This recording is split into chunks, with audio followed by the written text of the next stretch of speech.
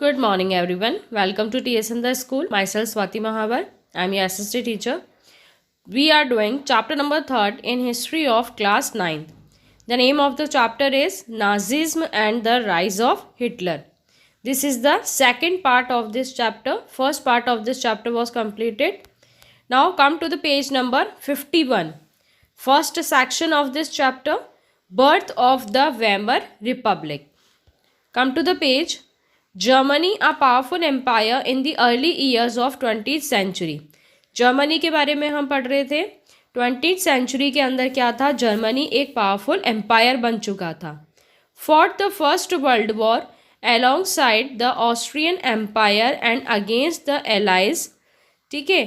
अब जर्मनी के अंदर क्या हुआ था? जर्मनी ने क्या लड़ा था? फर्स्ट वर्ल्ड वॉर लड़ा था. किसके साथ में? ऑस्ट्रियन एम्पायर के साथ में और एलायंस के साथ, एलायंस के अगेंस्ट में.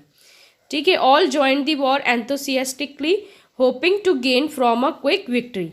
सभी कंट्रीज़ ने क्या करा? वॉर ज्वाइन कर लिया और सबको ये होप थी कि वॉर जब ख़त्म होगा तब हमको कोई ना कोई प्रॉफिट तो ज़रूर होगा. Little did they realize that the war would stretch on.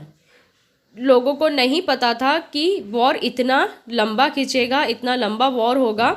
Eventually draining Europe from all it's resource. और वॉर ख़त्म होते होते क्या हुआ था? यूरोप के जितने भी रिसोर्सेज थे वो सब धीरे धीरे क्या हो रहे थे? ख़त्म हो रहे थे.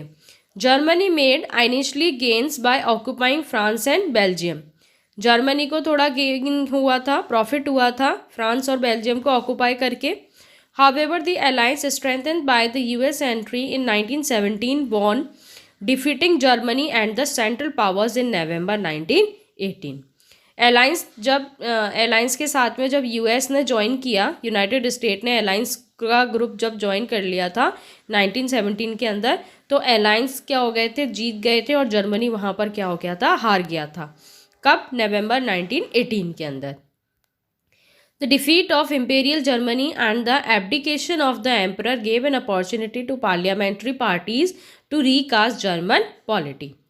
ठीक है. इम्पेरियल जर्मनी के हारने के बाद में वहाँ का जो एम्परर था उसके सामने एक ही अपॉर्चुनिटी आ गई थी कि वो जर्मन पॉलिटी को वापस से रीस्टार्ट करे, वापस से रीजनरेट उसको करे. A national assembly met at Weimar and established a democratic constitution with a federal structure. एक नेशनल असेंबली रखी गई थी और उस असेंबली के अंदर क्या डिसाइड किया गया कि वेमर जो है वो एक इस्टेब्लिश किया जाए, वेमर को इस्टेब्लिश किया जाए और डेमोक्रेटिक कॉन्स्टिट्यूशन वहाँ का बनाया जाए. Deputies were now elected to the German parliament or Riksdag on the basis of equal and universal votes cast by all adult including women. डिप्यूटीज को अब इलेक्ट किया गया और जर्मन पार्लियामेंट और रिचस्टैग को इलेक्ट किया गया. किसके बिहाफ पे? यूनिवर्सल वोट्स जो कास्ट किए जाते थे उसके बिहाफ पे किया गया था, जिसके अंदर वुमेन्स भी थी. This Republic however was not receive well by its own people, largely because of the terms it was forced to accept after Germany's defeat at the end of the First World War. First world war जब ख़त्म हुआ था, Germany की हार हो गई थी. उस टाइम पे वेमर को वहाँ का नया एम्पायर बना दिया था. तो ये जो चीज़ थी वो वहाँ के लोगों ने भी एक्सेप्ट नहीं की थी. वहाँ के जो ओन जर्मनी के जो नेटिव्स थे वो भी नहीं चाहते थे कि वेमर को वहाँ का नया एम्पायर बनाया जाए. The peace treaty at Versailles with the Allies was a harsh and humiliating peace. ठीक है. जो पीस ट्रीटी अलायंस के बीच में और जर्मनी के बीच में जो हुई थी वो भी ह्यूमिलेटिंग पीस नहीं था, उसके अंदर भी वो भी बहुत हार्श जो ट्रीटी की गई थी. Germany lost its overseas colonies, a tenth of its population, 13% of its territories, 75% of its iron and 26% of its coal to France, Poland, Denmark, Lithuania. ठीक है. जर्मनी की हार होने के बाद जो अलायंस ने उनके साथ में संधि की थी, उस संधि के अकॉर्डिंग बहुत लॉस हुआ था जर्मनी को. क्या लॉस हुआ था? 13% उनकी टेरिटरीज वहाँ से अलायंस के पास में चली गई थी. 75% आयरन उनका चला गया था. 26% कोल उनका फ्रांस, पोलैंड, डेनमार्क और लिथुनिया, ये सारी जगह पे चला गया था. The Allied powers demilitarised Germany to weaken its power. जो अलाइंड पावर्स थी वो क्या चाहती थी कि जर्मनी की पावर को कैसे ना कैसे खत्म किया जा सके, जर्मनी की पावर को धीरे धीरे खत्म कर दे। The war guilt clause held Germany responsible for the war and damages the Allied countries suffered. अब जो वॉर की जो गिल्टी हुई थी, वॉर जो हुआ था, वॉर की वजह से जर्मनी को इतना ज़्यादा लॉस हुआ था कि उसने अलाइंड कंट्रीज़ जो थी उससे बहुत ज़्यादा सफ़र कर रही थी। जो जर्मनी को जर्मनी की वॉर से जो उसको लॉस हुआ था, उससे बाद में जो अलाइंड कंट्रीज़ जिन्होंने उसके ऊपर कब्जा करा था, उन सबको ये सारी चीज़ें भुगतनी पड़ी थी। Germany was force to pay compensation amounting to 6 billion. Germany को फोर्सफुली 6 बिलियन का एक जो कंपेंसेशन अमाउंट था वॉर हारने के लिए, वो उनको जमा कराना पड़ा था। The allied आर्मीज also occupied the resource rich Rhineland for much of the 1920s। अब एलाइड कंट्रीज की जो आर्मी थी, उन्होंने राइनलैंड जो रिसोर्स रिच स्टेट था जर्मनी का, उसको अपने कब्जे में ले लिया था। यानी कि जर्मनी के रिसोर्सेज भी अब किसके पास चले गए? एलाइड कंट्रीज के पास में चले गए थे। Many Germans held the new Weimar Republic responsible for not only the defeat in the war but the disgrace at Versailles। बहुत सारे जर्मन्स क्या मानते थे कि जर्मनी को जो लॉस हुआ है वॉर से, वो सारा उसका भुगतान कौन करेगा? वेमर रिपब्लिक करेगा। और जो वर्साइलिस के साथ हुआ है उसका भी कौन करेगा? वेमर रिपब्लिक ही सारा सब कुछ पे करेगा। नेक्स्ट है the effects of the war. अब वॉर के क्या इफेक्ट्स हुए थे? The war had a devastating impact on the entire continent both psychologically and financially. अब जो ये वॉर हुआ था उसका असर दोनों चीज़ों के ऊपर पड़ा था, लोगों की साइकोलॉजी के ऊपर भी पड़ा था, लोगों की फाइनेंशियल कंडीशन के ऊपर भी पड़ा था। From a continent of creditors Europe turn into one of the debtors. एक टाइम ऐसा था जब यूरोप क्या था? क्रेडिटर था, यानी कि लोगों को लोन देने का काम करता था। लेकिन ऐसा समय आ गया था कि वो क्या बन चुका है? डेप्टर बन चुका था, यानी कि अब उसको लोगों से पैसे उधार लेने की नौबत उसकी आ गई थी। Unfortunately, the infant Weimar Republic was being made to pay for the sins of the old empire। Unfortunately क्या था? वेमर रिपब्लिक को जितना भी ओल्ड एम्पायर ने जो भी गलतियां की थी उसका भुगतान किसको करना पड़ा? वेमर रिपब्लिक को करना पड़ा। The republic carried the burden of war guilt and national humiliation and was financially crippled by being forced to pay compensation. वैसे ही उसके पास पैसे नहीं थे, लेकिन उसको जितना भी जो कुछ भी उसके पास बचा था, उसके पास जो रिसोर्सेज बचे थे, जितना भी स्टॉक उसके पास बचा था, उससे उसको क्या करना था? कंपेंसेशन देना था उन कंट्रीज को जिनको लॉस हुआ था वॉर के अंदर। Those who supported the Weimar Republic, mainly socialists, Catholics and Democrats, became easy targets of attack in the conservative nationalist circle। जो भी लोग वेमर रिपब्लिक को सपोर्ट कर रहे थे, जैसे सोशलिस्ट ग्रुप जो था, कैथोलिक्स जो थे, डेमोक्रेट्स जो थे, उनको लोगों ने टारगेट करना शुरू कर दिया था। दे वर मोकिंगली कॉल्ड द नवंबर क्रिमिनल्स। उन लोगों को क्या कहा गया? नवंबर क्रिमिनल्स बोल करके उनको टीज किया जाता था। The mindset had a major impact on the political development of the early 1930s as we will soon see. ठीक है, और एक लोगों ने माइंड सेट कर लिया था कि कैसे ना कैसे हमें पॉलिटिकल डेवलपमेंट अगर करना है 1930 में, तो फिर हमें किससे भुगतान करना पड़ेगा? सारा पैसा किससे वसूलना पड़ेगा? वेमर रिपब्लिक से लेना पड़ेगा। The First World War left a deep imprint on European society and polity। First world war का सबसे ज़्यादा भुगतान किसको करना पड़ा? यूरोपियन सोसाइटी को करना पड़ा। सबसे ज़्यादा जो लॉस हुआ था, नेगेटिविटी जो आई थी, वो किस में आई थी? सोसाइटी के अंदर आई थी।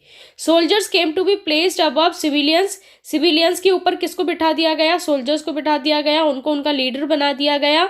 Politicians and publicists laid great stress on the need for men to be aggressive, strong and masculine।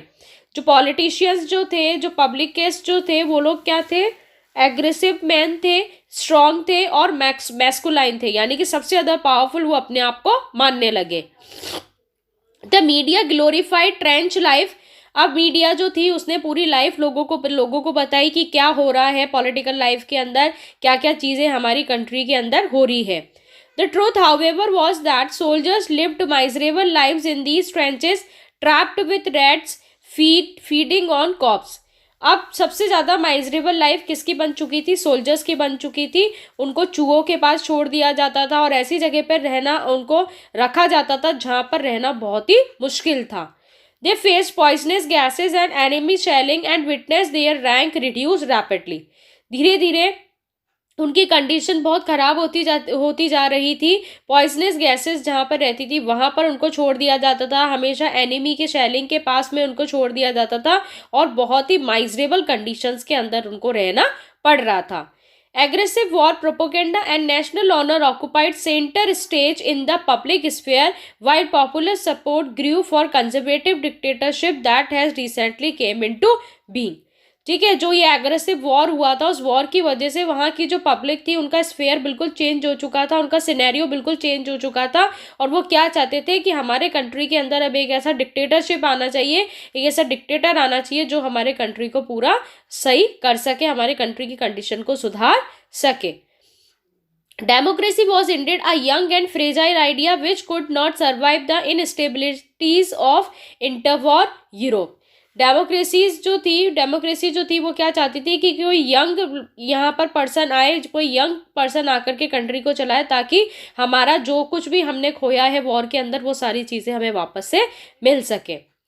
Next heading is political radicalism and economic crisis. The birth of the Weimar Republic coincided with the revolutionary uprising of the Spartacist League on the pattern of the Bolshevik Revolution in Russia.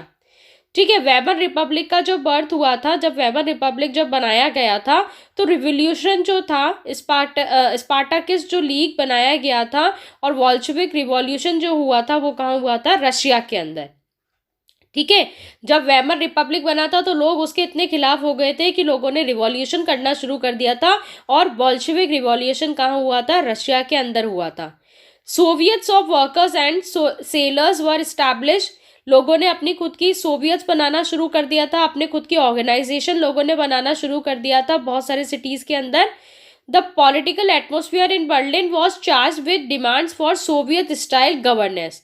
जो political atmosphere था Berlin के अंदर वो क्या चाहता था कि हमारे यहाँ पे जो गवर्नमेंट आए वो किस तरह की आए? सोवियत के फॉर्म के अंदर हमारे यहाँ पे गवर्नमेंट आनी चाहिए।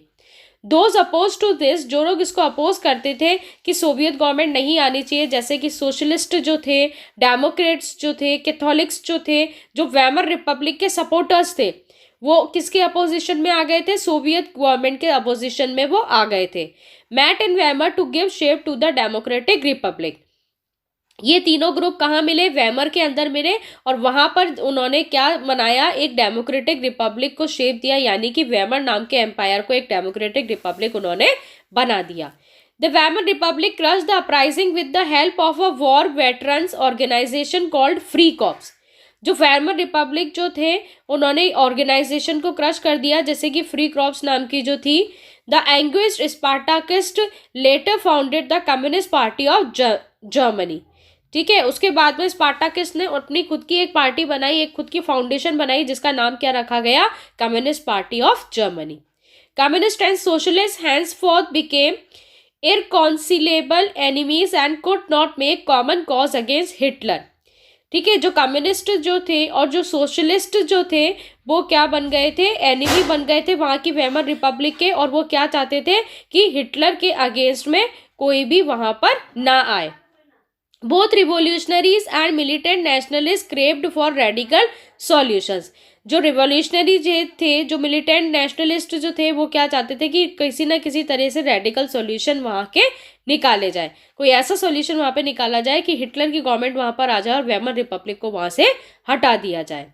समझ में आया आप लोगों को यहाँ तक? ये आपका सेकंड पार्ट कंप्लीट हो गया इस चैप्टर का। इसके आगे का जो चैप्टर है वो हम थर्ड पार्ट में कंटिन्यू करेंगे।